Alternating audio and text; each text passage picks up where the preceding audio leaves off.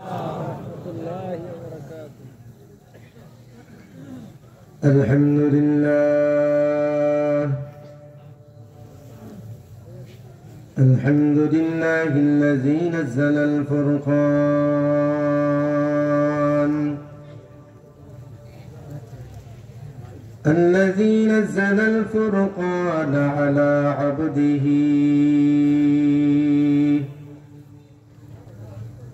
على عبده ليكون للعالمين نذيرا وخلق كل شيء فقدره تقديرا ونشهد أن لا إله إلا الله وحده لا شريك له ونشهد أن سيدنا وسندنا ونبينا وشفيعنا وحبيبنا ومولانا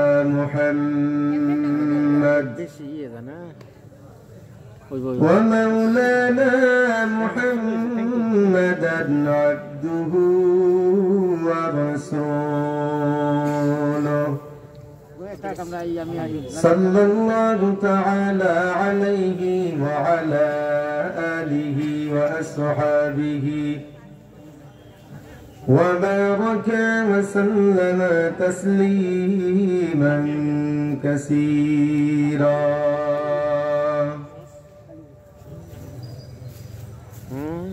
أما بعد فأعوذ بالله من الشيطان الرجيم. بسم الله الرحمن الرحيم. للفقراء الذين أحصروا في سبيل الله لا يستطيعون ضربا في الأرض يحسبهم الجاهل أغنياء من التعفف تعرفهم بسيماهم لا يسألون الناس إلحافا وما تنفقوا من خير فإن الله به عليم. عن أبي هريرة رضي الله تعالى عنه أنه قال رسول الله صلى الله عليه وسلم: إذا مات الإنسان انقطع عنه عمله إلا من صدقة أو علم ينتفع به أو ولد صالح.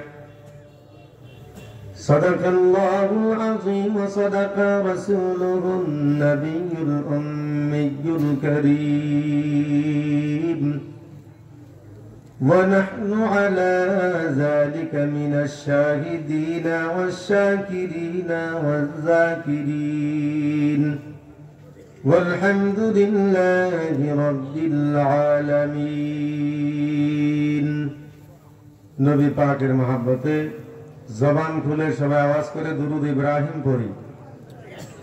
আল্লাহুম্মা সাল্লি আলা মুহাম্মাদিন ওয়া আলা আলি মুহাম্মাদ কামা সাল্লাইতা আলা ইব্রাহিম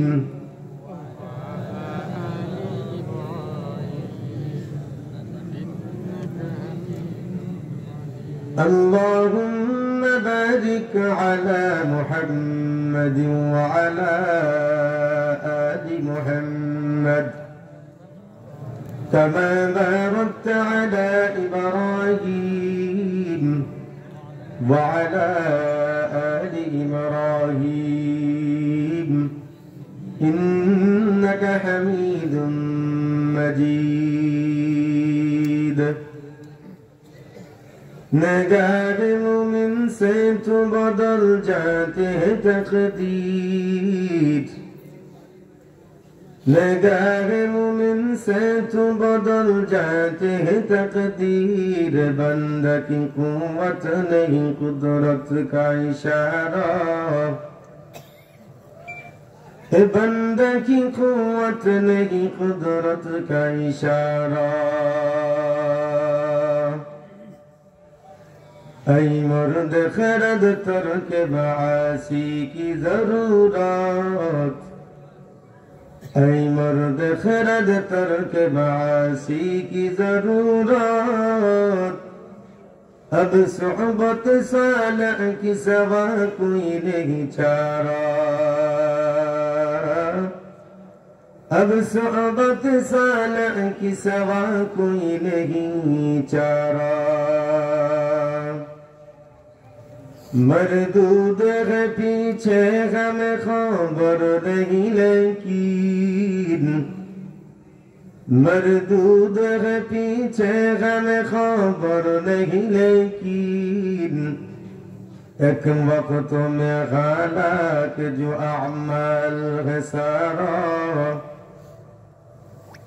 एक वक्त में हालाक जो अमाल है सारा।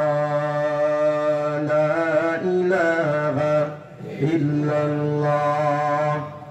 आवाज করে আলসামি করবেন না কেউ, জবান খুলে একটু জিকির করে সবাই জোরে সোরে লা ইলাহা ইল্লাল্লাহ, লা ইলাহা ইল্লাল্লাহ, লা ইলাহা ইল্লাল্লাহ, লা ইলাহা ইল্লাল্লাহ, লা ইলাহা ইল্লাল্লাহ।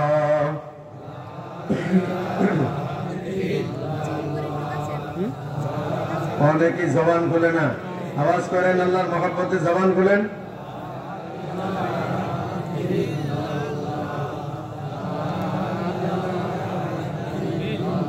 লা ইলাহা ইল্লাল্লাহ মুহাম্মাদুর রাসূলুল্লাহ সাল্লাল্লাহু আলাইহি ওয়াসাল্লাম। জমিরিয়া এমদাদিয়া ডাকিরকান্দা দিয়ানতলা মাদ্রাসা কর্তৃক আয়োজিত 89তম ঐতিহ্যবাহী বার্ষিক বড় সভার মহতারাম সভাপতি উস্তাদুল আসাদিদা আল্লামা আশিক মুস্তাফা দামাত বারাকাতুহুম, মহতারাম বুজুর্গ উলামায়ে কেরাম, প্রধান অতিথি, বিশেষ অতিথি, সামনে উপবিষ্ট দিন তো ইসলামটা মুসলমান ভাইরা, কলিজার টুকরা যুবক ভাইরা, পর্দার অন্তর এলা মা বোনেরা, মহান আল্লাহ পাকের দরবারে অসংখ্য অগণিত শুকরিয়া আদায় করি যে আল্লাহ পাক রব্বুল ইজ্জত আমাদের মতো গুনাহগার, নালায়েক, নাফরমান ও যোগ্য গোলামদেরকে গুনাহমুক্ত পরিবেশে জান্নাতের বাগানে আসার এবং বসার সুযোগ করে দিয়েছেন। সেজন্য মালিকের আলিশান দরবারে শুকরিয়া আদায় করার জন্য আর একবার কণ্ঠে পুরুষের মতো আওয়াজ দিয়ে সবাই একসাথে চিৎকার দিয়ে বলি আলহামদুলিল্লাহ। পিছনের ভাইরা আর একটু জোরে বলি আলহামদুলিল্লাহ। যে পরিমাণ প্যান্ডেলে আছেন আপনারা, এর থেকে তো বাহিরেই বেশি দেখা যায়, কি ঠিকই না? বাহিরে বেশি দেখা যায় না? আমাদের দুরবস্থা, এই জাতির ভাগ্য কেমনে বদলিবে নিজেরা যদি নিজেদেরকে না বদলায়, ঠিক না? ঠিক বলেন। নিজেরা যদি পরিবর্তনের চেষ্টা না করে অন্য কেউ পরিবর্তন করে দিতে পারবে না। ওয়াজ মাহফিল হইলে কোথাও সেখানে যেতে চায় না মন, রাত্র জেগে দেখতে পারে সুন্দরী মাইয়ার নাচন, ঠিকই না? ওখানে কি তামসা, এর বেশি ওয়াজ হেন হইতেছে, ওখানে কি করে? ওয়াজ মাহফিল হইলে কোথাও সেখানে যেতে চায় না মন, রাত্র জেগে দেখতে পারে সুন্দরী মাইয়ার নাচন। দুই আঙ্গুলের চিপায়া আবার দুই আঙ্গুল চিপায় আবার বিড়ি মারে টান ওরা কিসের মুসলমান ওরা বলেন আমার সাথে ওরা কিসের মুসলমান ওরা কিসের মুসলমান এই দুনিয়ার মোহে পড়ে কতক মুসলমান নামাজ কালাম সব সারিয়া দেখে টিভির গান ওরা কিসের মুসলমান ওরা কন্যা দেখি আপনার ঘরে কইতেছি না তো নামাজেরই কইলে কথা দেখায় কত মাজায় বেতা পাশায় বেতা আরো বেতা গিরিবা ঠিক আসতে গেছে কোন যায় না নামাজেরই কইলে কথা দেখায় কত জুহাত মাজায় বেতা পাশায় বেতা আরো বেতা গিরিবাত রুকু সাজদা করতে নাকি রুকু সাজদা করতে নাকি মাজায় লাগে টান ওরা কিসের মুসলমান ওরা যারা না বলবে বুঝবো তারা হেই বলে এই কথা কয় না সারা সপ্তাহ মসজিদ খালি নামাজ পড়ার মানুষ নাই মাশাআল্লাহ শুক্রবারে দেখি লোকের অভাব নাই এখনো মাইয়া গো মতো মুখ বাইন্দা রাখছে ইয়া গুন্ডা দিয়া মাফলার টাফলার দিয়া সারা সপ্তাহ মসজিদ খালি নামাজ পড়ার মানুষ নাই মাশাআল্লাহ শুক্রবারে দেখি লোকের অভাব নাই আসে তাও সবার শেষে সবাই কর যারা শেষে এরা কিছু না আসে তাও সবার শেষে রুকুতে পায় ইমাম ওরা কিসের মুসলমান ওরা এই দুনিয়ার মোহে পড়ে কতক মুসলমান নামাজ কালাম সব সারিয়া দেখে টিভির গান ওরা কিসের মুসলমান ওরা হোটেল রেস্টুরেন্টের ভিতর ঢুকলে আজ দেখা যায় ডান হাত রেখে বাম হাতে যে কত লোকে নাস্তা খায় এই সোনারগাঁওয়ের জমিদারটি আপনাদের এলাকায় আসেনি এই চার দোকানে বৈশা ডাইন হাতে সিগারেট বাম হাতে চায়ের কাপ ধরেনি ধরে তারপর পায়ের উপরে পা তুললা কয় আওয়ামী লীগ এবারে এমন যাত্রা দিছি আর কেমতের আগে এইটা টোটা ওটা তো টেম্পার নাই আওয়ামী লীগ মাথা নিচের দিকে দিয়ে আর কিছুদিন অপেক্ষা কর গুড়ি কিন্তু উল্লিব ঠিকই না চার দোকান গরম করে এই জমিদারটি আসেনি ডানাতে ডানাতে কি কি আরে জোরে কোন যারা ধরে তাদের মনে থাকুক ডানাতে কি তো বামাতে কি বামাতে চা খাওয়া যায় না সেটা নাকি আর ডানাতে সিগারেটটাও সুন্দর হ্যাঁ হোটেল রেস্টুরেন্টের ভিতর ঢুকলে আজ দেখা যায় ডান হাত রেখে বাম হাতে যে কত লোকে নাস্তা খায় হাদিসেতে বলছে এদের হাদিসেতে বলছে এদের বন্ড শয়তান ওরা কিসের মুসলমান ওরা বলেন ওরা কিসের মুসলমান ওরা কতক মুসলমানে আবার গলায় পরে স্বর্ণের চেন ষাঁড়ের বুতাম খুলে কয়টা বলে কিছু আওলা জাওলা যুবক আসেনি, মাথার চুল মাইয়াগর মতো, মাথার চুলে ব্যান্ড লাগাইছে, কানে দুল, হাতে চুরি, কথা কয় না তো, গলায় চেন লাগাইছে, টাকা নাই, 1.5 লাখ টাকা স্বর্ণের বড়ি ইমিটেশন লাগাইছে। এখন এই পুষ মাসে শীত হয়ে শার্টের বোতাম লাগায় না, এটা ভুললে খুললা বাইর করে গেলে ইমন করে রাস্তাটা দেহস না আমার কেমন মানাইছে, আছে না নাই? বলতে আছে না নাই? এর পেছনের দিকটা তাকাইলে এটা লেডিস না জন্ডিস বুঝার কোন উপায় নেই, ঠিকই না?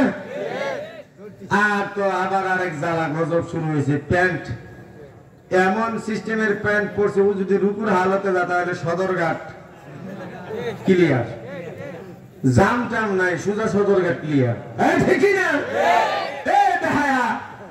তোর এত বালা চেহারা দিছে দেখবার তো তোর তো আকর্ষণ নাই রে, এই কথা কন না কা? ও বেড়ার যা, তোর কি একটু শরম করে না?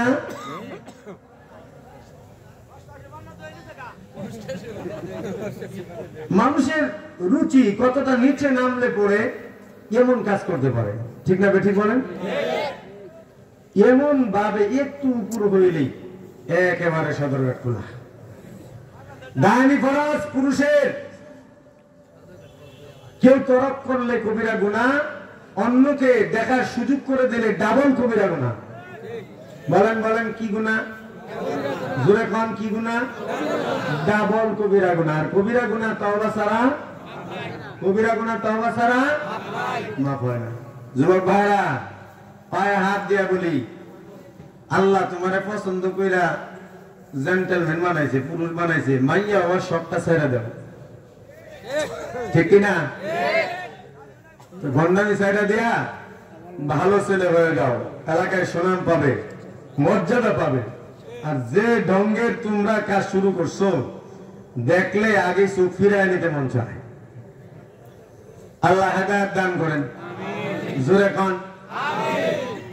হাসপাতালের দিকে আজি দেখো না চোখ মেলিয়া, টাকার দান্দায় আছে ডাক্তার রুগীদেরকে ফেলিয়া। আসেনি আপনাদের এলাকার কোন ফকির নিউজ যদি যায় আর জিজ্ঞাসা, স্যার আমি ভিক্ষা করে এই যে 500 টাকা আনছি, আমার একটু দেখে দেন, ঢুকতে দেবনি? হসপিটালের বেডে এমার্জেন্সি রুগী পড়ে আছে, প্রতিদিন একবার দেখার কথা, 7 দিনেও সময় পায় না, কিন্তু লাঞ্চের টাইমেও এই কষায়ের দলে 1 ঘন্টার জন্য হলেও 1200 টাকা বিজেতে প্রাইভেট ক্লিনিকে রুগী দেখে। কতজন ঠিক না? সরকারি তরফ থেকে বেতন পাওয়ার পরেও এদের গুণান আর বললো না, এমনকি ক্লিনিকে টেস্টের জন্য পাঠায়, তার পছন্দ মতো ক্লিনিকে, অন্য ক্লিনিকের রিপোর্ট সে দেখতেও রাজি না, ঠিক না? ঠিক বলেন? কোন দিকে বলবো?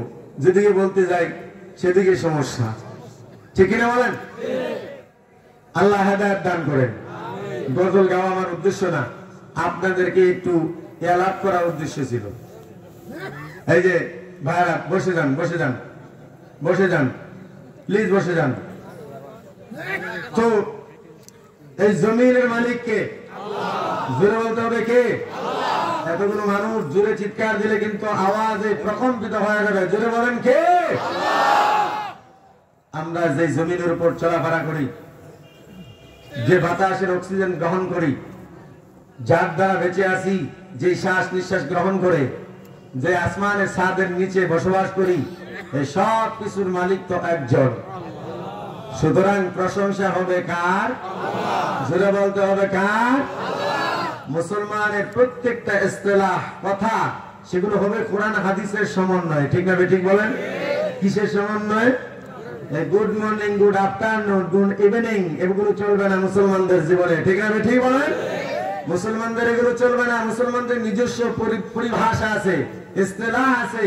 মুসলমানরা ওসব বলতে হবে, সুবহানাল্লাহ বলতে হবে, ওয়াও বললে চলবে না, বিউটিফুল বললে চলবে না, বলতে হবে মাশাআল্লাহ, ঠিক না? ঠিক বলেন। এই পশ্চিমা লাল কুত্তারা আমাদেরকে 200 বছর বা 100 দিন শাসন করেছে, আমাদের মুখের উপরে কিছু ইংরেজি পরিভাষা ঢুকিয়ে দিয়ে গেছে, যে আমাদের মুসলমানদের যে ইসতিলাহগুলো ছিল, ইমানি হালতে যেগুলো তাকাদা, যেগুলো মুসলমানদের জজবা পয়দা করে, এগুলো লাল কুত্তারা মুসলমানদের জবান থেকে দূর করে দিয়ে গেছে। কথা বলেন না কেন? আজ মুসলমানের সন্তান আল্লাহর কোন সৃষ্টি কোন গাছ সৌন্দর্য দেখলে বলে ওয়াও, অথচ বলা দরকার ছিল সুবহানাল্লাহ। কি বলা দরকার ছিল? আল্লাহর বড়ত্বতা প্রকাশ করতে গিয়ে বলা দরকার ছিল আল্লাহু আকবার। সে বলে বিউটিফুল। কি ঠিক না বেঠিক বলেন? মুসলমানদের ইমানি জজবা বাড়ানোর জন্য মুসলমানদের নিজস্ব কিছু ইস্তেলাহ আছে, এগুলো মুসলমানরা সব সময় ব্যবহার করবে, যেগুলো সাহাবায়ে কেরাম করেছেন। কিন্তু আমাদের দুর্ভাগ্য যে আমাদের সন্তানদের মুখ থেকে ইসলামী পরিভাষা এখন আর আসে না, আসে শুধু খালি বাংলাচোরা কিছু ইংলিশ। কথা কোন ঠিক না বেঠিক? আল্লাহ পাক বুঝার তৌফিক দান করে। আপনার আমার পয়গম্বর মুহাম্মদুর রাসূলুল্লাহ সাল্লাল্লাহু আলাইহি ওয়াসাল্লামের প্রথম কালেমা কি ছিল? একটু মনোযোগ দিয়ে শুনবেন। আমার নবী মায়ের দুধ পান বেশি দিন করে নাই। উলামায়ে কেরাম জানেন, আপনারা হয়তো বয়ানে শুনছেন, ঠিক না বেঠিক বলেন? তো দুধ পান করানোর জন্য নিয়ে নিলেন হালিমাতুস সাদিয়া রাদিয়াল্লাহু তাআলা আনহা। হযরত হালিমাতুস সাদিয়া বর্ণনা দেন, মুহাম্মদ যখন কথা বলা শুরু করবে, বাচ্চারা কথা বলার আগে ঠোঁট একটু ঘন ঘন নাড়ায়। মা বাবা বুঝতে পারে, সেজন্য মা মা ডাক শিখায়, বাবা আব্বা আব্বা বলা শুরু করে দেয়, যেন দেখা দেখি মুখস্থ করে আব্বা ডাকতে পারে। কথা কোন ঠিক না? হযরত হালিমাতুস সাদিয়া বর্ণনা দেন, উম্মতের দল, আমি যখন দেখলাম মুহাম্মদ কথা বলা শুরু করবে, ঘন ঘন ঠোঁট নাড়ায়, তখন আমি গভীর মনোযোগ দিয়া তার ঠোঁটের দিকে তাকায় রইলাম। কারণ ও তো সাধারণ কোন শিশু না, অন্যান্য শিশুদের মতো তার কিন্তু কার্যকলাপ মিলে না, ঠিক না বেঠিক? মুহাম্মদ প্রথম করা শুরু করলেন আল্লাহু আকবার কাবীরা, সুবহানাল্লাহ। আপনার আমার নবী মুহাম্মদ আরবি সাল্লাল্লাহু আলাইহি ওয়াসাল্লামের জবানের প্রথম কালেমা আল্লাহু আকবার কাবীরা। কি কথা বলেন? অথচ এই দেশে গত 17 বছর পর্যন্ত নারায়ে তাকবীরের ধ্বনি মাহফিলে দেওয়া গেছে না। কথা কোন ঠিক না বেঠিক? 90% মুসলমান এই দেশে বসবাস করে, তাফসীরুল কোরআন মাহফিলে নারায়ে তাকবীরের ধ্বনি দিতে দেয় নাই। রাক্ষসের দলে ঘাড়ের মধ্যে এমন ভাবে চেপে বসেছিল, মুসলমানদের জবান থেকে তাকবীর পর্যন্ত কেড়ে নিতে চাইছিল। ঠিক না? এই উম্মতের দল সিরাত ইবনে হিশামের মধ্যে লেখে, হালিমাতুস সাদিয়া বর্ণনা দেন, মুহাম্মদ জবান দিয়া প্রথম কালেমা উচ্চারণ করলেন আল্লাহু আকবার কাবীরা। এর আগে মুহাম্মদ একটা কথাও বলে নাই। চিল্লায় বলেন সুবহানাল্লাহ। 2 নম্বর আলহামদুলিল্লাহ হামদান কাসীরা। 2 নম্বর মুহাম্মদ কথা বললেন আলহামদুলিল্লাহ হামদান কাসীরা। প্রথম কথা আল্লাহ তাআলার বরত্ব প্রকাশ করলেন, দ্বিতীয় কথা আল্লাহ তাআলার প্রশংসা করলেন। আপনার আমার নবী দুজাহানের সর্দার, উম্মতের কান্ডারি, ইমামুল মুরসালিন, খাতামুন নবিয়্যিন, জিন্দেগীর প্রথম কালেমায় বললেন আল্লাহর বরত্ব দিয়া। 2 নাম্বার আল্লাহ তাআলার প্রশংসা দিয়া। 3 নাম্বার বলেন সুবহানাল্লাহি বুকরাতাও ওয়া আসীলা। হে উম্মতের দল, মুহাম্মদ যখন 3 নাম্বার কথা কয় তখন বললেন আল্লাহ তাআলার তাসবিহ তাহলিল, আল্লাহ তাআলার পুত পবিত্রতা সকাল আর বিকাল। সুবহানাল্লাহ।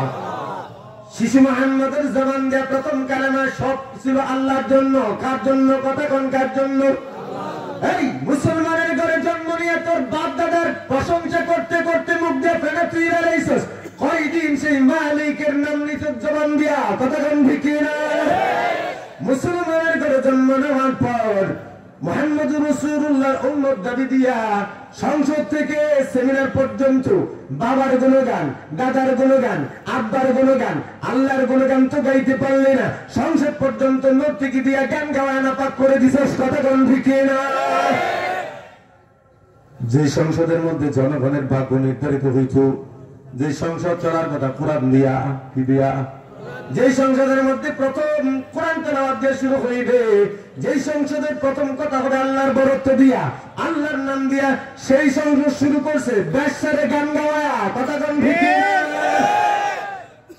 মুখ বন্ধ কে অনেকের মুখ বন্ধ দলের লোক আওয়াজ দিতে হবে আওয়াজ দিতে হবে এটা নেই আমাকে আওয়াজ দেয়া যে হাতের ময়দানে জাম যেত না ভারতে যেমনে শুরু করছে দেশের দিকে চোখ রাঙানি নাম তো ইবো না নাম তো ইবো না নাম তো নাকি মুখ গোবার এখানে নারায় করে স্লোগান দিয়া তো স্লোগান দিলে এমনি দিলে বলি যে মশাও তো দূর হইতো না জোরে একটা তাকবীর দিতে হবে আকাশ বাতাস কেবা আমার মতো হাত মুষ্টিবদ্ধ করেন করেন সবাই হাত তুলেন হাত তুলেন হাত তুলেন হাত তুলেন ওই যে এমনি রাখছি এমন লুর হয়ে গেছে গা এমনি করেন বলেন ভালো করে মুষ্টিবদ্ধ করেন যে থুতমার মধ্যে শয়তানের থুতমত গিয়া লাগে হ্যাঁ জোরে সুরে নারায়ে তাকবীর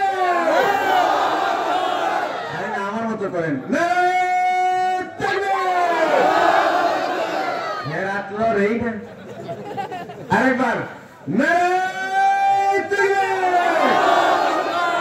হাত নামায় দেন তারপরে হইছে না কেমনে হইব খেতে ফেড হয়ে গেছে গুড়াউন এই হারাম খাইয়া সুদ খাইয়া ঘুষ খাইয়া মানুষের চেয়ে মাইরা খাইয়া তারে এমন দাম বানাইছে ব্রয়লার মুরগির মতো খালি ইমুন করে এরে যদি জাহাজের দাম তাহলে এরে গাড় দিতে লাগবো 3 জন কথা কন খালি এই করলাম সেই করলাম মাইক পাইলে মনে হয় যে খেলা ভোট কায়েম করে রেখেছি কি মাইক পাইলে মনে হয় যে বাংলাদেশে খেলা ভোট মানে 24 ঘন্টার ভিতরে হয়ে বসে কিন্তু বডি যা বানাইছে সম্পূর্ণ সুন্নত বিরোধী কথা না বডি কি বানাইছে সুন্নত বিরোধী সাহাবায়ে কেরামের জীবনী তালাশ করে গেলে একজনের বডি ছিল না বেটা একজনের বডি ছিল না আর তুমি পেটটারে এমন দাম বানাইছো যদি বলি চলো বান্দরবনের পাহাড়ে যুদ্ধের ট্রেনিং দিতে হবে জাহাজে তাহলে তোমার মতো লোক পাহাড়ে উঠবা তো দূরের কথা আগেই বমি করতে করতেই মারা যাবে বলা ঠিক না ঠিক বল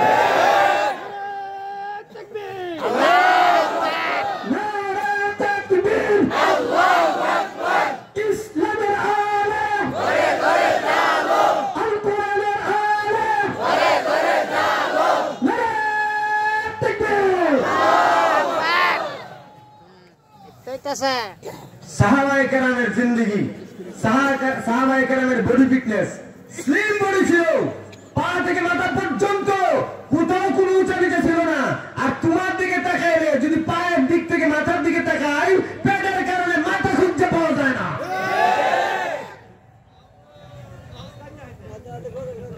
ঠিক ঠিক খাবারের সুন্নত তরিকা আছে না নাই কথা বলতে আছে না নাই এগুলো কোথায় শিখায় কলেজ ভার্সিটিতে এই যে মাদ্রাসা কোথায় শিখায় মাদ্রাসা শিক্ষার প্রয়োজনীয়তা দিছে আমার বিষয় আলোচনা তো এটাই করবো কিন্তু শুরু দিয়ে আগে কিছু গুছান দিব না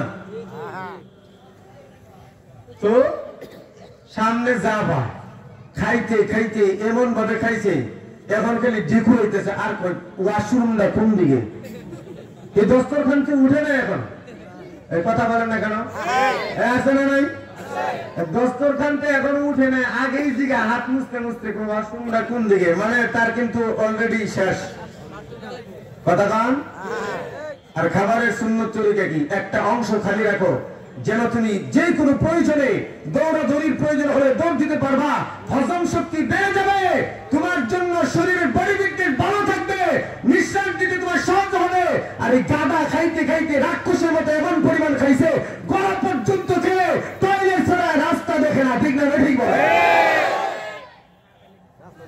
সাহাবায়ে কেরামের মধ্যে হযরত আবু বকর সিদ্দিক রাদিয়াল্লাহু তাআলা আনহু সামান্য ভালো করে শুনেন সামান্য কতটুকু সামান্য পেট একটু বেশি ছিল তো রাসূল যখন বলছেন পায়ের টাকনুর নিচে কাপড়ের যে অংশ থাকে সেটা জাহান্নামে যাবে মিশকাতের হাদিস আছে না নাই হযরত আবু বকর টেনশনে পড়ে গেলেন পেট যে একটু সামান্য বেশি এজন্য লুঙ্গি কি হয়ে যায় যাদের পেট বড় এদের লুঙ্গি জীবনও ঠিক রাখতে পারতো না প্যান্টও সাইজ হয় না ঠিক আছে ঠিক না হযরত আবু বকর কে বলেন পয়গম্বর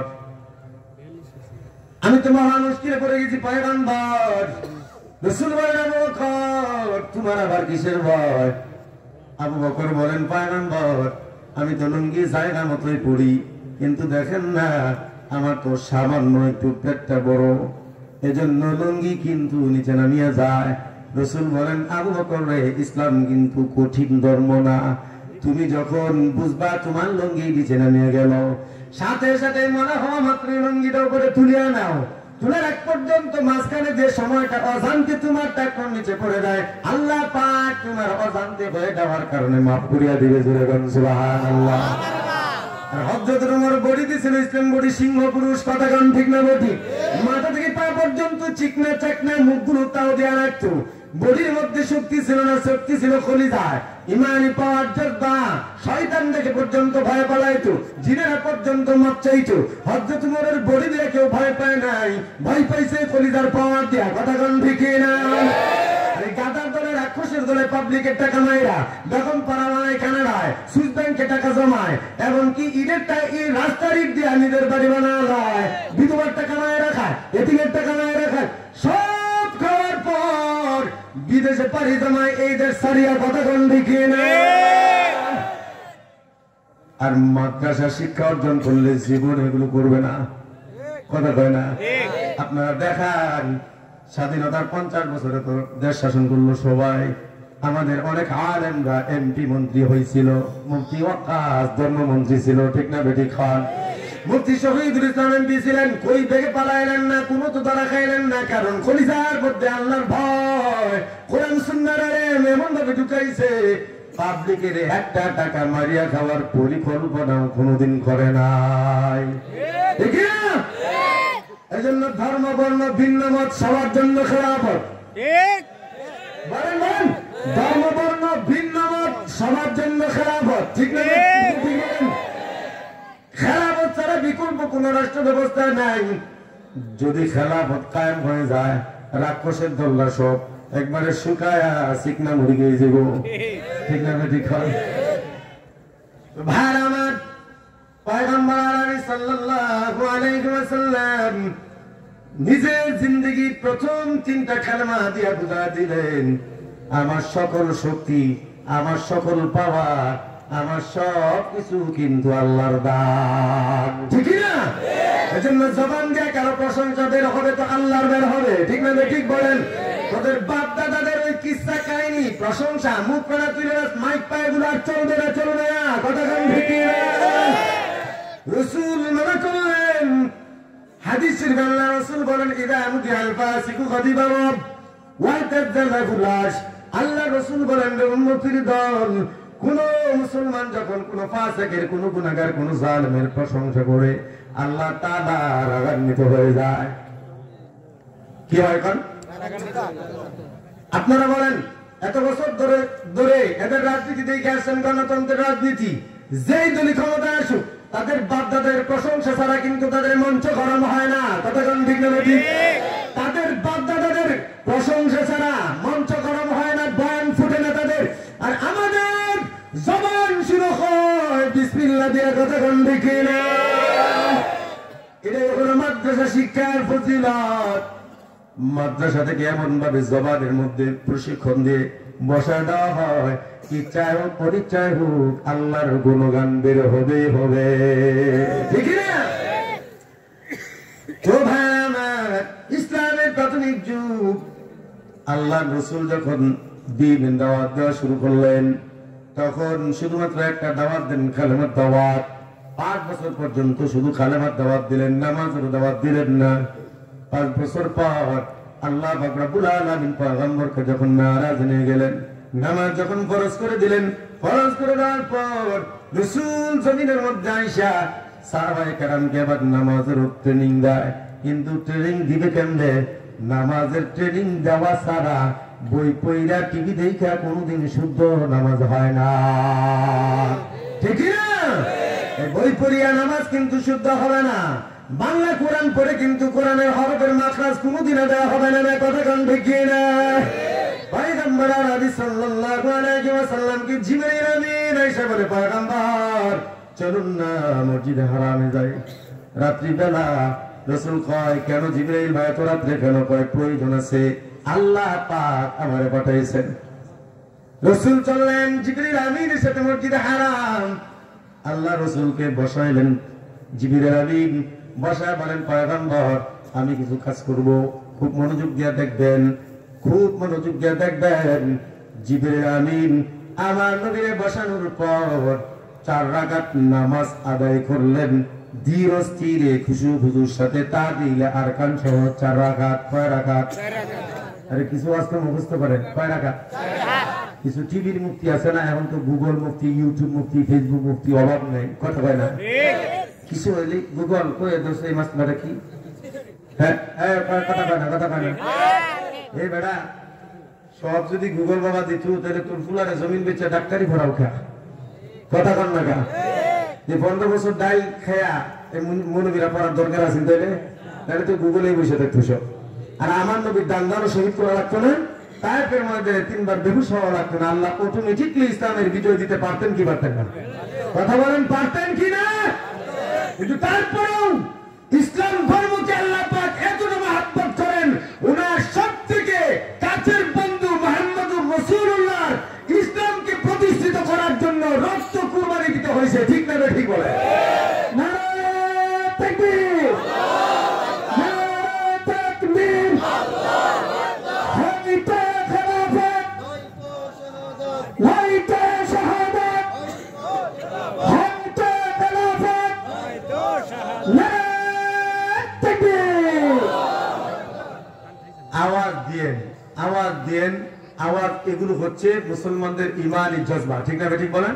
ইসলামের যতগুলো জিহাদ হয়েছে সবগুলো জিহাদের শুরুতে সেনাপতি কি স্লোগান দিত?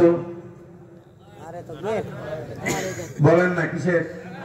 নারায়ে তাকবীরের ধ্বনি দিতেই মুসলমানদের খুন তকবীর শুরু করে দিছে, তরবারির জোর এমনি বাড়িয়ে গেছে। ঠিক না? ঠিক। যখন সুবহানাল্লাহ নারায়ে তাকবীরের ধ্বনি দেওয়া হয় তখন মুখে তালা না দিয়ে মুখটা একটু খুলেন, ভালো কাজে কিছু শক্তি দেয় হোক। ঠিক না? ঠিক বলেন। এমনি তো চিল্লায় ভাড়া এলান আমার ভাই অমুক ভাই তুমুক ভাই, দিন শেষে কেউ নেই। কি ঠিক আছে? ঠিক বলেন। চার দোকানে বসলে বাপরে বাপ ও বড় মুক্তি হয়ে গেছে, অমুক হুজুর ভাড়া না, অমুক হুজুর এমন ওয়াজ করে, অমুক হুজুর এই করে সেই করে, হুজুর গোর ক্যাম্বাসারি তারে দিয়ে আসে। এই ঠিক কিনা বলেন? তো জায়গা বেজায়গা বুঝে পরে কথা বলবেন। ঠিক না? ঠিক। তো ভাইরা যেটা বলছিলাম যে সব কাজ কিন্তু বই পড়া হয় না, কথা হয় না। আর গুগল বাবা, ইউটিউব বাবা, ফেসবুক বাবা দিয়ে চলেন। রাসূল খুব ভালো করে ফলো করলেন জিবরিল আমিন কি করে। জিবরিল আমিন নামাজ শেষ হওয়ার পর ডাক দিয়ে পয়গম্বর দেখলেন নি? হ্যাঁ ভালো করে দেখছি। তাহলে একটা কাজ করেন, আমারে আপনি এই কাজগুলো করে দেখান। আল্লাহ রাসূল খুব সুন্দর ভাবে জিবরাইলের চাইতে ভালো করে, ঠিক না? ঠিক হয়। জিবরাইলের কলিজার মধ্যে আল্লাহর দরদ এতটা নাই, কারণ কলিজার মধ্যে যে দরদ ভালোবাসা এটা মানুষ আর জিন ছাড়া কারো কলিজায় নাই না, কথা কোন ঠিক না? ঠিক। আল্লাহ তাআলা ফেরেশতাদের কলিজার মধ্যে অনুভূতি শক্তি দেয় নাই, শুধুমাত্র জিন আর ইনসানকে দিয়েছেন। রাসূল কলিজা ভরা দরদ নিয়ে 4 রাকাত নামাজ আদায় করে দেখালেন। দেখানোর পর জিবরিল আমিন বলেন, ও পয়গম্বর এত সুন্দর নামাজ তো আমি পড়তে পারি নাই। ও পয়গম্বর কেন আপনাকে এমন ভাবে ট্রেনিং দিলাম? আল্লাহ পাক সরাসরি আমারে শিখায়া আপনারে নামাজের ট্রেনিং দেওয়ার জন্য বলছে। আপনি এখন আপনার উম্মতদেরকে নামাজের ট্রেনিং দিবেন, এইভাবে নামাজ পড়তে বলবেন। তারপর রাসূল সাহাবীদেরকে যখন নামাজের ট্রেনিং দিতেন তখন বলতেন, সাল্লু কামা রাআইতুমুনি উসাল্লি। হে সাহাবায়ে কেরাম, তোমরা এমন ভাবে নামাজ পড়ো যেভাবে আমারে পড়তে দেখো। সুবহানাল্লাহ। কয় না? তোমরা এমন ভাবে নামাজ আদায় করো যেমন ভাবে আমাকে নামাজ আদায় করতে দেখো। এটা বলে না রাসূল এমন ভাবে নামাজ পড়ো যেভাবে আমি পড়তে বলছি, বরং রাসূল বলেন আমি যেভাবে পড়ি ঠিক সেইভাবেই তোমরা পড়ো। সুবহানাল্লাহ। অন্যান্য ধর্ম যেগুলো আছে, তাওরাত কিতাব, ইনজিল, জবুর কিতাব যা আছে, রাসূলদেরকে অন্যান্য নবীদেরকে আল্লাহ পাক এমন ভাবে প্র্যাকটিক্যালি কিন্তু ট্রেনিং দেয় নাই। সুবহানাল্লাহ। আমার আপনার নবী মুহাম্মদুর রাসূলুল্লাহ রে মেরাজের রজনীতে যাইয়া রাষ্ট্র পরিচালনা কেমন ভাবে করা লাগবে, উম্মতের মধ্যে বিচার ইনসাফ কেমন করা লাগবে, এই কাজগুলো আল্লাহ স্বয়ং ট্রেনিং দিয়ে দেখাইছেন। সুবহানাল্লাহ কয় না? এজন্য এই কাজগুলো মাদ্রাসায় উস্তাদরা প্র্যাকটিক্যালি 7 বছরের বাচ্চা ইমাম হতে পারে। কথা কোন ঠিক না ঠিক? এই কথা কয় না, ঠিক কি না? মাদ্রাসার 7 বছরের বাচ্চাও কিন্তু মসজিদে ইমামতি করার মতো পূর্ণ প্রস্তুতি থাকে, হয়তো বয়সের কারণে পারে না। কথা কোন ঠিক না ঠিক? আর আপনার বয়স 50 থেকে 60, যদি দাঁড় করা বলি আলহামদুলিল্লাহ সূরাটা কোন লঙ্গি তো নষ্ট হয়ে যাবো। কথা কয় না? আমার রাসূল মক্কায় ছিলেন 13 বছর। কয় বছর? 13 বছর পর্যন্ত মক্কায় ছিলেন, মাদ্রাসা করতে পারে নাই। 13 বছর পর্যন্ত দ্বীনের দাওয়াত খন্ড খন্ড ভাবে করছেন। নতুন নতুন মুসলমান হয়েছে জায়গায় জায়গায় থেকে রাসূলের কিনারায় খবর পাঠালেন পয়গম্বর, আমাদের কাছে একজন কারি পাঠায় দেন, ভালো একজন কারি পাঠায় দেন, যেন তার মাধ্যমে আমরা কোরআন তেলাওয়াত শিখতে পারি আর নামাজ শিখতে পারি, দ্বীনের আহকাম গুলো জানতে পারি। আল্লাহর রাসূল নির্বাচিত কারি এবং আলেমদেরকে ওই সমস্ত জায়গায় পাঠায় দিতেন প্র্যাকটিক্যালি দ্বীন শিক্ষা দেওয়ার জন্য। এইভাবে 13 বছর পর্যন্ত মক্কায় থাকার পর যখন আর পারলেন না, আল্লাহ পাক আদেশ দিলেন, পয়গম্বর মদিনায় আপনার জন্য একটা সুন্দর মাঠ রাখছি, মদিনার মানুষগুলো আপনাকে জান প্রাণ আর মাল ও দৌলত দিয়ে আপনার সহযোগিতা করবে। রাসূল চলে গেলেন মক্কায়, মসজিদে নববী নির্মাণ করলেন। মসজিদে নববী নির্মাণ করার পর ওখানে সাহাবায়ে কেরাম রাসূলের কাছে দ্বীন শিখে এলেন, শিখে মাদ্রাসার ইতিহাস, পৃথিবীতে প্রথম মাদ্রাসা কায়েম করলেন পয়গম্বর মুহাম্মদ। সুবহানাল্লাহ খান, আরো জোরে খান। এই সবাই কয় না সুবহানাল্লাহ? মাদ্রাসার ইতিহাস মুসলমান হিসেবে জানা দরকার আছে না? কি মাদ্রাসা কায়েম করছেন? আলিয়া? কথা কয় না? আলিয়া কলেজ, ভার্সিটি, মারফিডি। ভার্সিটির নাম আমি মাঝে মাঝে মারফিডি কই, এর লাগে এর মধ্যে মারামারি একটু বেশি হয়। কি ঠিক আছে? ঠিক আছে, যত ধরনের উল্টা পাল্টা কই হয় মারফিডি। তো ভাই আমার আবু হুরায়রার মতো বড় বড় মুহাদ্দিস, আব্দুল্লাহ ইবনে মাসউদের মতো বড় বড় মুফতি, আব্দুল্লাহ ইবনে আব্বাসের মতো বড় বড় মুফাসসির, এগুলো রাসূলের মসজিদে নববীর বারান্দায় মাদ্রাসা থেকে বড় বড় আলেম হইছে। জোরে বলুন সুবহানাল্লাহ। রাসূল সাহাবায়ে কেরামকে ইলম শিক্ষা দিতেন। সাহাবায়ে কেরাম কোন বর্ণনায় পাওয়া যায় কমপক্ষে 70 জন সাহাবী ছিল মসজিদে নববীর বারান্দায়। কয়জন? মাদ্রাসায় 70 জন সাহাবী পড়াশোনা করতেন। বিছানা ছিল খেজুরের পাতার চাটাই, এখানেই পড়ে থাকতেন, খাবার খাওয়ার জন্য যাইতেন না। হযরত আবু হুরায়রা তো এমন হয়ে যাইতো 3 দিন পর্যন্ত না খাওয়ার কারণে পেটের ব্যথায় খিচুড়ি রোগ হয়ে যাইতো। সাহাবায়ে কেরাম ভাবতেন মনে হয় কোনো খিচুড়ি রোগ হয়েছে, বিভিন্ন পন্থা অবলম্বন করতেন। হযরত আবু হুরায়রা কষ্ট করে জবাব দিতেন, নো সাহাবায়ে কেরাম, না না, আমার কিন্তু আসলেই তেমন কোনো খিচুড়ি রোগ নেই। তোমরা হয়তো জানো না, আজকে 3 দিন পর্যন্ত আমার পেটের ভিতরে কোনো দানা না যাওয়ার কারণে এমন পেটের ব্যথা পীড়ায় ভুগতেছি, এজন্য আমার খিচুড়ি হয়েছে। তো সাহাবায়ে কেরাম বলতেন, তাহলে খাইতে যাও না কেন? হযরত আবু হুরায়রা বলতেন, কেমনে যাবো? যদি আমি চলিয়া যাই, মাঝখান দিয়া যদি নবী কোনো হাদিস বলে দেয়, তাহলে আমি আবু হুরায়রা ওই হাদিসের ইলম থেকে মাহরুম হয়ে যাব। ঠিক না? এজন্য আমরা কওমি মাদ্রাসা আবাসিক সিস্টেম চালু করছি। কথা কোন ঠিক না? ঠিক কথা কয় না? এজন্যই আমরা মাদ্রাসা কায়েম করছি কওমি মাদ্রাসা আবাসিক সিস্টেম।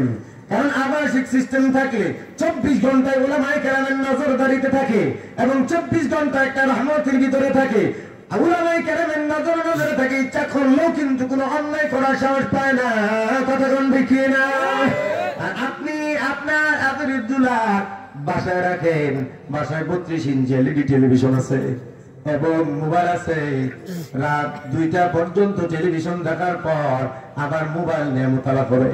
কথা কয় না মুতালা কইরা ঘুমায় শেষ বেলায় সকাল ফজরের নামাজ নাই সূরা ইয়াসিনের আমল নাই তো প্রশ্নই আসে না 8টা-9টার সময় মাদ্রাসায় যায় ঘুম ঘুম চোখে কিছু পড়ে আর কিছু ছেড়ে দেয় ঠিক না যখন উস্তাদ পীরাই পরাপারমেশন যখন শাসন করে তখন এই বেয়াদব গার্জেনরা ডাক দেয়া কই এই মৌলবী কই রে আমি টিহা দিয়া পরে আমার সেকুলার মালিকা আছে না নাই এই বেয়াদব মা বাবার কারণে সন্তানের হয় না যে সমস্ত গার্জিয়ান তার ছেলের শাসন করার কারণে উস্তাদ রেগিয়ে এমন ভাবে ধমকায় হুমকি দেয় আল্লাহর জাতের কসম করে বলি তার সন্তান কোনোদিন আলেম হয় না হাজার মাদ্রাসা পাল্টায় কথা কোন ঠিক না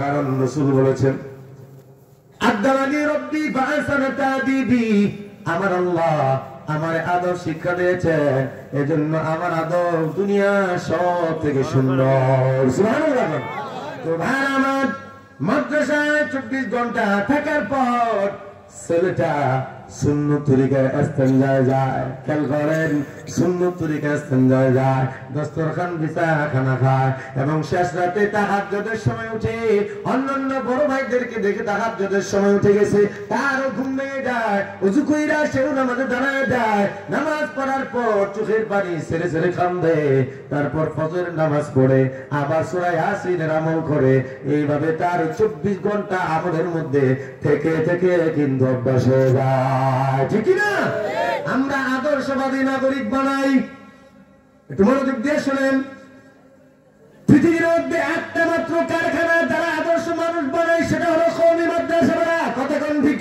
না পৃথিবীর বুকে অন্য কোন এমন পাঠশালা নাই বিদ্যালয় নেই যেখানে এমন ভাবে একটা মানুষকে চারিত্রিক ভাবে আদর্শ ভিআইপি নাগরিক বানায় দেয় মদ নেশা তো প্রশ্নই আসে না পৃথিবীর এমন কোন কারখানা নাই যে কারখানায় 24 ঘন্টা মানুষটারে নজরদারি কইরা চরিত্রবান বানা দেয় কথা গান দেখে না উস্তাদের সামনে সামনে থেকে জোরে কথা বলা পর্যন্ত পারে না একটা ছেলে মেয়ে কথা গান ঠিক না ঠিক একটা বাচ্চা জোরে আওয়াজ করে পর্যন্ত কথা বলতে পারে না বেয়াদবি হয়ে যাবে আল্লাহ তাআলা বলেন ইয়া আইয়ুহাল্লাযীনা আমানু লা তারফাউ আসওয়াতাকুম ফাওকা সাওতিন নাবিয়্যি ওয়া লা তাজহারু بالقول كجهر بعضكم لبعض أن تحبط أعمالكم وأنتم لا تشعرون আল্লাহ বলেন ইমানদারের দল রাসূলের সামনে জোরে জোরে চিল্লায় কথা বলবি না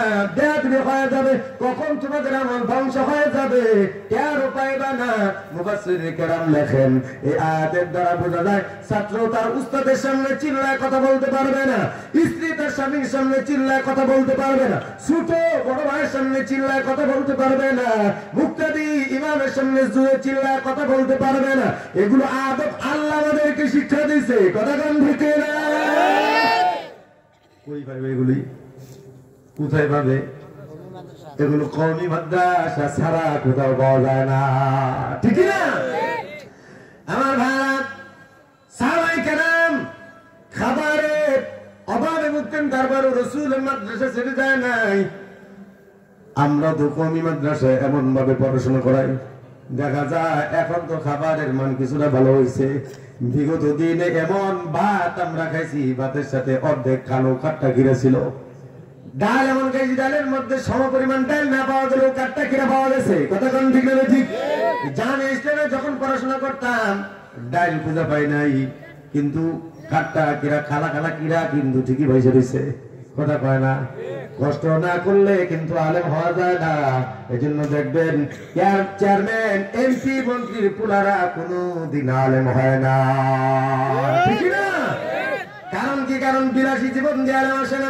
কথা কোন ঠিক না ঠিক 82 জীবন দিয়া এলেম আসে না খাবারের কিছু সীমিত লিমিটেড আছে এগুলো ছাড়া কিন্তু আপনার এলেম ঢুকবে না ইমাম শাফি রাহমাতুল্লাহি আলাইহি ছাত্র অবস্থায় তার উস্তাদ ওকির কাছে গিয়ে প্রশ্ন করেন অভিযোগ দায়ের করেন ও উস্তাদ আমি যা পড়ি সব ভুলে যাই মনে থাকে না আমি পড়ি মুখস্থ করি কিন্তু ভুলে যাই উস্তাদ কি বলেন ইমাম শাফি গিয়ে বলেন শাকাউতু ইলা ওয়াকিরিন সুআইজি ফাউসানি ইলা তারকিল মাসি فإن العلم نور من إلهي ونور الله لا يطاع لعاصي وقيامت উপদেশ এ ইমাম শাফি তুমি গুনার কাজগুলো ছেড়ে দাও ভালো করে শুনেন গুনার কাজগুলো ছেড়ে দাও ছাত্র ভাই যারা আছে তারাও মনোযোগ দিয়ে শুনো গুনার দ্বারা ব্রেন কমে যায় গুনার দ্বারা জেহেন শক্তি কমে যায়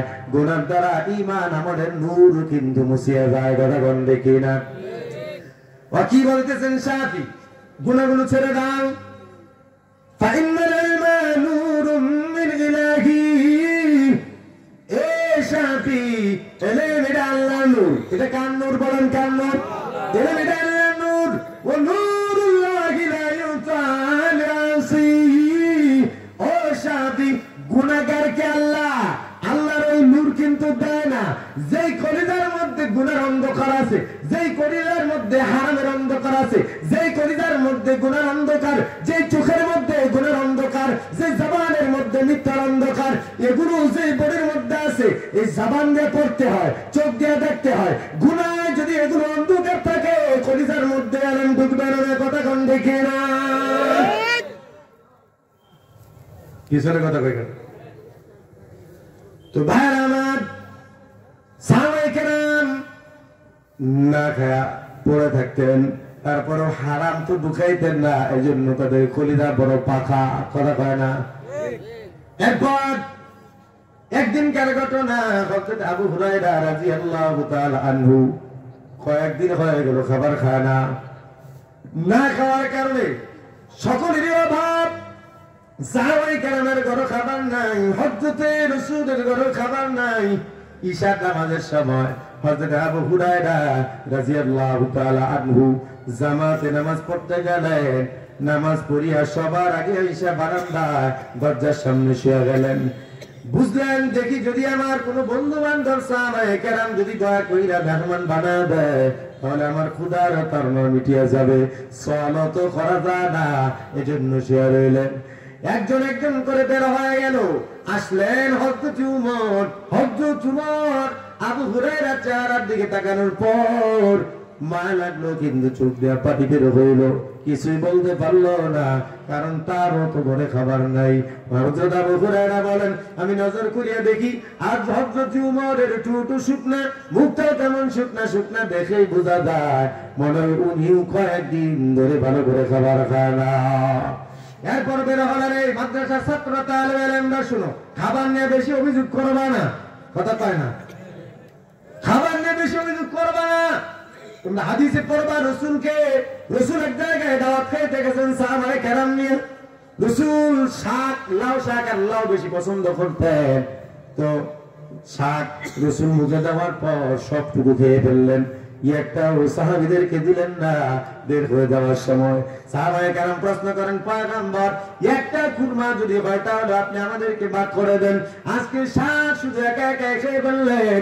রাসূল গো শাক কি বেশি হয়েছে এজন্য আমাদেরকে দেন নাই রাসূল বলেন সাহাবায়ে কেরাম সাহার দাওয়াত মেজবান বড় আশা নিয়ে মেহমানের মন জয় করার জন্য খুশি করার জন্য শত প্রাণ চেষ্টা করিয়া পাক করিয়া দেয় তারপরেও মাঝে মাঝে অনিচ্ছাতেই ভুল হয়ে যায় আজকের যে শাক এটার মধ্যে লবণ একটু বেশি হয়ে গেছিল আমি এজন্য খেয়ে ফেললাম কারণ তোমাদের এত ধৈর্য শক্তি নেই তোমরা হয়তো শাক মুখে দেওয়া মাত্রই বলবা কি খাইতে আমি এটা মাংস খাইবি রে এই কথা কেন আসেনি দেখুন সারাদিন কষ্ট করে এত কষ্ট করে পাক করি এদিক সেদিক যদি হয়ে যায় কি মাংস খায় রে তোরা বিয়া করলে আমার জীবনটাই তেরা তেরা হয়ে গেছে এই কথা কয় না তুই 2 দিন পাক করে খাওয়া দেখ কথা কন না কেন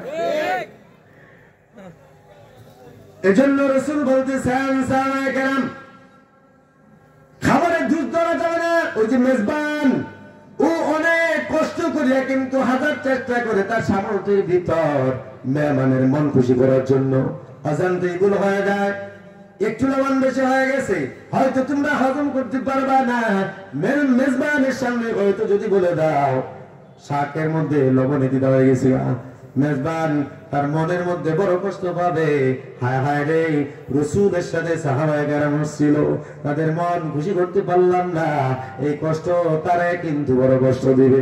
এই জন্য সাহাবায়ে কেরাম, আমি নিজে সবটুকু খেয়ে ফেললাম, কোনো অভিযোগ নাই, তবে এটুকু মনে রাখো, সামনে থেকে এটা মনে রাখবা, মেজবানের সামনে বা কারো সামনে খাবারের কোনো দুর্দরবানা যদি হালাল হয়, সুবহানাল্লাহ বলেন, সুবহানাল্লাহ। এখন তো সব উল্টে গেছে, মাঝে মাঝে ফেসবুকে দেখি যে মাদ্রাসার ছাত্ররা খাবারের লেগে আন্দোলন করে, কিছু গাইছে রে বাবা, কিছু হইলেই ফেসবুক, কিছু হইলেই ফেসবুক, হুজুরের বিরুদ্ধে কিছু কথা অভিযোগ আছে, ফেসবুকে এসে লাগ মারে, কি ঘসক শুরু হয়ে গেছে, কথা বলেন না কেন না? সত্য মিথ্যা যাচাই ছাড়া কোনো কিছু শেয়ার করা, কোনো কিছু বলে দেওয়া হারাম। কি বলেন? তো ভাই আমার, হযরত আবু হুরায়রা রাদিয়াল্লাহু তাআলা আনহু শুয়েছেন, তারপর হযরত ওমর চলে যাওয়ার পর বের হলেন হযরত আবু বকর। হযরত আবু বকর বের হইয়া দাঁড়াইলেন, দাঁড়ায় দেখে আবু হুরায়রা চোখ বন্ধ করে আছে।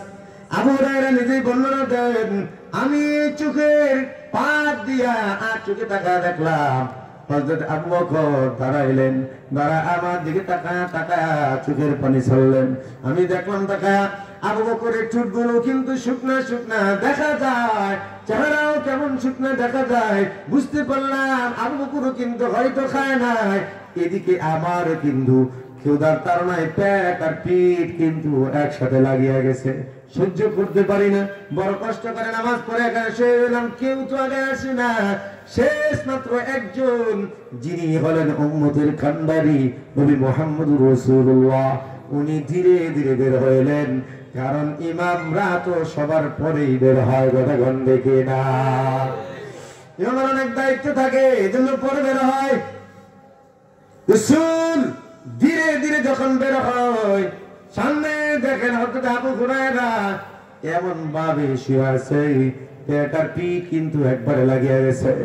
আবু হুরায়রার কিনারা যাইয়া রাসূল হযরত আবু হুরায়রার কাছে বসলেন, বৈশা আবু হুরায়রার মাথাটা রাসূলের রানের উপর রাখলেন, যেরকম সুবহানাল্লাহ। কপাল ওয়ালা সাহাবায়ে কেরাম ছিল। রাসূল যখন আবু হুরায়রা রাদিয়াল্লাহু তাআলা আনহুর মাথা রাসূলের রানের উপর রাখা, আবু হুরায়রার গাল আর মুখটা রাসূল নিজের হাতে মুছিয়া দেয়। আবু হুরায়রা রাদিয়াল্লাহু তাআলা আনহু যখন আনন্দে চোখের পানি ছেড়ে দেয়, রাসূল চোখের পানি মুছে দেয়া ডাক দেন, আবু হুরায়রা কাঁদিস কেন?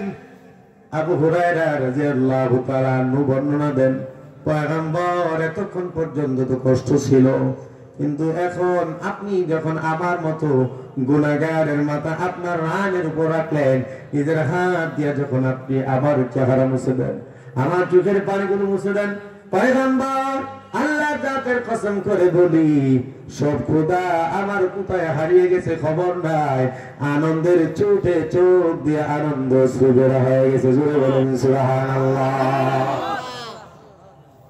এই যে আবু হুরায়রা খোদার তাড়নায় এত কষ্ট করে পরে মসজিদে নববীর বারান্দায় পড়ে রয়েছে, দেখি সব থেকে বেশি হাদিস বর্ণনা করছেন আবু হুরায়রা, সুবহানাল্লাহ বলেন, সুবহানাল্লাহ।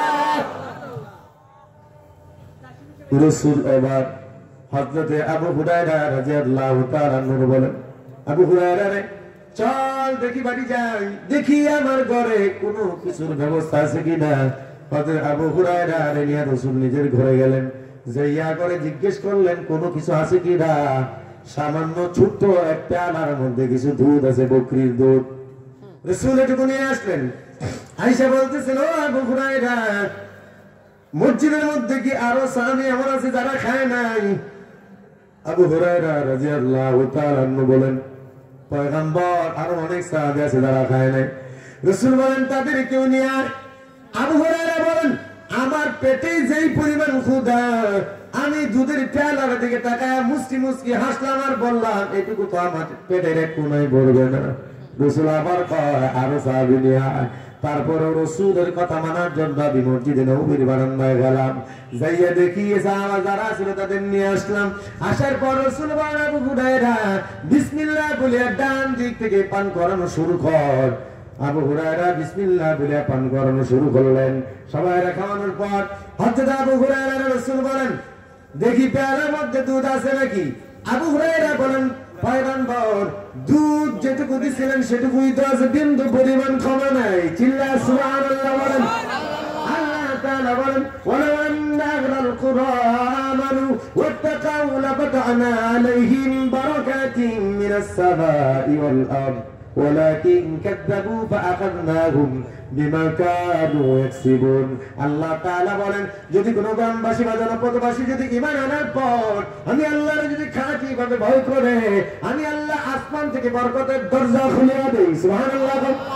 জমিন থেকে বরকতের দরজা খুলে দেই, কিন্তু ঈমান আনার পর পরিপূর্ণ তাকওয়া অর্জন করা লাগবে। এবার হযরত আবু হুরায়রা রাদিয়াল্লাহু তাআলা আনহু পয়গম্বর বলেন, আবু হুরায়রা রে আবার বিসমিল্লাহ বলে সাহাবীদেরকে পান করা। হযরত আবু হুরায়রা বলেন ভাবছিলাম এবার বুঝি রাসূল আমায় পান করতে বলবে, আমার পেটে ক্ষুধা কিন্তু যায় না, আমারে রাসূল কিন্তু শাহিদার বানায়া সবাইরে খাওয়ায়। দ্বিতীয়বার খাওয়ানোর পর রাসূল আবার বললেন আবু হুরায়রা রে আরো দুধ আছে। আবু হুরায়রা বলেন দুধ তো পরিপূর্ণ আছে, এক বিন্দু পরিমাণও ক্ষমা নাই। চিৎকার দিয়ে বলেন সুবহানাল্লাহ। আর একটু জোরে কর। বরকত কি জিনিস বর্তমানের মুসলমানরা বুঝতেই চায় না। কথা কোন ঠিক না ঠিক? বরকত কাকে বলে, বরকত কি জিনিস বর্তমানের ইমানদাররা বুঝতেই চায় না। বরকত দইরা নিছে সুদের টাকার মধ্যে, 100-র মধ্যে 20 টাকা বরকত। এই কথা কাটা হারাম ধরে বরকত বানায়। 100 টাকায় 20 টাকা বরকত, ডেলি 100 টাকায় 20 টাকা দিবি। কথা কোন ঠিক না ঠিক? অথচ বরকত তো দিবেন আল্লাহ। কথা কোন ঠিক না ঠিক? তৃতীয়বার সবাই খাওয়ানোর পর পয়গম্বর ডাক দেয়া বলেন আবু হুরায়রা পেয়ালাটা কি পরিমাণ দুধ আছে রাসূল পড়াস, এবার তুই বিসমিল্লাহ পড়ে পান করা শুরু কর। সুবহানাল্লাহ। খান হযরত আবু হুরায়রা বলেন আমি বিসমিল্লাহ পড়ে পান করা শুরু করলাম। তারপর পয়গম্বর বলেন আবার খা। তৃতীয়বার রাসূল বলতেছেন সব সাহাবায়ে কেরামকে 3 বার করে খাওয়াইলি, তুইও 3 বার খা। এবার হযরত আবু হুরায়রা বলেন এমন ভাবে পেট ভরে খাইলাম। রাসূল বলেন আবু হুরায়রা রে কেমন খাওয়া খাইলি, তোরা সবাই মিলিয়া পেয়ালার বিন্দু পরিমাণ দুধ কমাইতে পারলে না। সুবহানাল্লাহ। রাসূলকে হযরত আবু হুরায়রা বলেন পয়গম্বর যে বরকত আল্লাহ দিবেন কয়েক শত সাহাবী খাইলেও তো শেষ করা যাবে না। সুবহানাল্লাহ। এই কষ্ট করার পরে বরকত আসবে না, আগে আসবে? কথা কয় না। ঘরের মধ্যে ফ্রিজ ভর্তি কিন্তু গরুর গোশত আছে, মাছ আছে, ফল ফ্রুট আছে, এরপরেও সুদের ঋণ লাগায় দেয়। কথা কোন ঠিক না ঠিক? এই হারামখোর কখন বরকতের দেখা পাবে? কথা কয় না। বরকত দেখা যায় আলেমুল আমাদের মাঝে 8,000 টাকা ইমামের বেতন, মাদ্রাসার বেতন, হুজুরের বেতন 8,000 টাকা, পাঞ্জাবি 1500 টাকা, টুপি 150 টাকা, জুতা 1000 টাকা, এমন ভাবে চলিয়া যায় হুজুরে দেখলে মনে হয় 50,000 টাকা বেতন পায়। কথা কয় না। হ্যাঁ, বরকতের জন্য ঈমানের সাথে শর্ত হলো তাকওয়া। সুবহানাল্লাহ। কোন এজন্য ভাই মাদ্রাসা শিক্ষার প্রয়োজনীয়তা অনেক। মাদ্রাসা শিক্ষার জন্য 1 নাম্বার যে বিষয়টা গুরুত্ব পায় এটা হলো মুসলমানদেরকে, মানুষদেরকে পরিপূর্ণ সভ্য একজন মানুষ বানায় দেয় মাদ্রাসা শিক্ষা। ঠিক না ঠিক বলেন? মাদ্রাসায় যে সমস্ত ছেলেরা পড়ে এদেরকে সকল জিনিসের নেশা দ্রব্য থেকে দূরে রাখে, এদেরকে ভাষার কণ্ঠবর্তা শেখায়, কেমন ভাবে কথা বলতে হবে, হাকমতের সাথে কথা বলতে হবে, অশ্রাব্য গালিগালাজ এই ধরনের কোন উল্টা পাল্টা, মুরব্বীদের সাথে বেয়াদবি, দেশের সাথে শত্রুতামি, দুশ্মনী, মানুষের সাথে দুশ্মনী, হিংসা, অহংকার, দাম্ভিকতা কোনো কিছুই রাখা যাবে না। মানুষের সাথে নিজেদেরকে ছোট বানানো যাবে না, কোনো মানুষকে প্রভু বানানো যাবে না। প্রভু মানবে একজনকে, আল্লাহকে। তাকওয়াওয়ালা জিন্দেগি, আল্লাহকে সব কিছু মেনে নিবে। তখন ও বান্দা যখনই আল্লাহর কাছে যা চায় তখন আল্লাহ তা দেয়। ঠিক না ঠিক বলেন? এই শিক্ষা ছাড়া লাঠি ডান্ডা রিমান্ডে নে পিডায়া মায়েরা রাইলেও কিন্তু সুর আর বাবা হয় না, সুর ডাকাইতে হয়। কথা কয় না? এই কথা কয় না? সুরের গ্রেফতার করে না পিড়ায় পরে হয় ডাকা। ঠিক না ঠিক? আর মাদ্রাসায় আসলে তাবলীগে গেলে সুরও কিন্তু মুবাল্লিগ হয়ে যায়। কথা কয় না? সুর কি হয়ে যায়?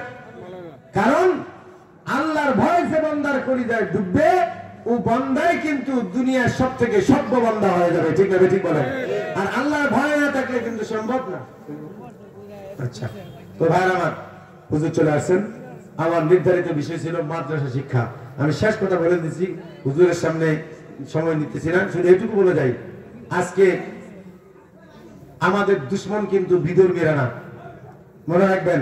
আমাদের দুশ্মন বিধর্মীরা না, আমাদের দুশ্মন আমাদের মুসলমান ভাইরা, মুসলমান নামের মুনাফিক জাতি ভাইরা, যারা উলামায়ে কেরামদেরকে বিনদেশী ভাবতে চায়, যারা উলামায়ে কেরাম হক কথা বলার কারণে যাদেরকে উলামায়ে কেরামদেরকে বিভিন্ন প্রকার হয়রানি মামলা মোকদ্দমা দিয়ে জেলখানায় বন্দী করে মাদ্রাসা শিক্ষার ব্যাঘাত ঘটাতে চায়, শাপলা চত্বরে উলামায়ে কেরামকে বেইজ্জতি, হেনস্থা, খুন খারাপি করে উলামায়ে কেরামকে দমায় দিতে চাইছিল, যে উলামায়ে কেরাম বড় বড় আমাদের রাহবার আকাবির বুজুর্গ তাদেরকে বেইজ্জতি করেছে, কিন্তু আল্লাহ পাক তাদেরকে এমন ভাবে পাল্টে বেইজ্জতি করে দিয়েছে যে জাতি আর কোনোদিন বলবে না, ঠিক না ঠিক বলেন? এজন্য আমরা উলামায়ে কেরামের মাথা হাতে থাকবো, মাদ্রাসার পাশে থাকবো ইনশাআল্লাহ। ইনশাআল্লাহ আল্লাহ পাক আমাদেরকে কবুল করেন, আমাকে এবং আপনাদের সবাইকে আমল করার তৌফিক দান করেন। ওয়া আলাইনা ইল্লাল বালাগ। আসসালামু আলাইকুম ওয়া রাহমাতুল্লাহি ওয়া বারাকাতুহু। জাযাকুমুল্লাহু আহসানাল জাযা। অসংখ্য অগণিত মোবারকবাদ হযরত মাওলানা মুফতি আবুল কালাম আমিনী হাফিজাহুল্লাহ তাআলাকে। হুজুর গুরুত্বপূর্ণ তাকরীর পেশ করেছেন। আল্লাহ রাব্বুল আলামিন যেন আমাদেরকে আমল করার তৌফিক দান করুন, আমরা সকলে বলি আমিন। সুপ্রিয় সুধী মণ্ডলী, আমাদের সামনে উপস্থিত হয়েছেন আজকের মাহফিলের প্রধান বক্তা আল্লামা নাজমুদ্দিন কাশিমি হাফিজাহুল্লাহ তাআলা। হুজুর গত বছর আমাদের মাহফিলের প্রধান বক্তা ছিলেন, কিন্তু গত বছর 17 ডিসেম্বর আমার প্রাণপ্রিয় উস্তাদ আল্লামা শহীদুল ইসলাম কাশিমি রাহিমাহুল্লাহ ইন্তেকাল করার কারণে উনি উপস্থিত হতে পারে নাই। আমরা দোয়া করব আল্লাহ পাক রব্বুল আলামিন যেন আল্লামা শহীদুল ইসলাম কাশিমি হাফিজাহুল্লাহর কবরকে জান্নাতের উঁচু মাকাম দান করেন। সুপ্রিয় সুধী মণ্ডলী, এরপরে আমাদের ঐতিহ্যবাহী দ্বীনি বিদ্যাপীঠ জমিরে এমদাদিয়া দাখিল কেন্দ্র ছাত্রদল মাদ্রাসা এই বছর যারা হেফজ শেষ করেছেন তাদেরকে পাগড়ি প্রদান করা হবে। এই বছর 6 জন ছাত্রদেরকে পাগড়ি প্রদান করা হবে।